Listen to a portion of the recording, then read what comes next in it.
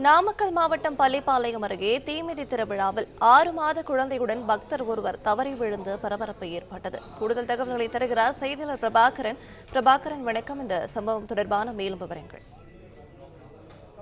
நாமக்கல் மாவட்டம் பள்ளிப்பாளையம் ஆவரங்காடு பகுதியில் ஸ்ரீ அக்னிமாரியம்மன் கோவில் அமைந்துள்ளது. இந்த கோவில் திருவிழா தற்போது நடைபெற்று வரும் நிலையில் இதன் ஒரு பகுதியாக இன்று கோவில் வளாக பகுதியில் குண்டமிருங்கும் திருவிழாவானது நடைபெற்றது.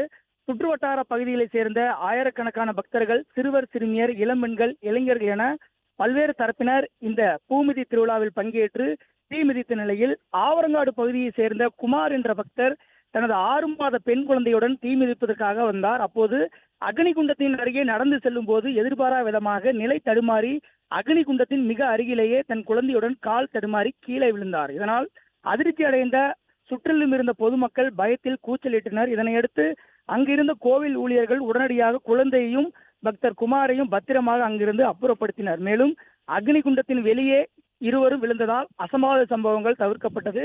இதன் காரணமாக கோவில் வளாக பகுதியில் சிறிது நேரம் பரபரப்பான சூழல் காணப்பட்டது.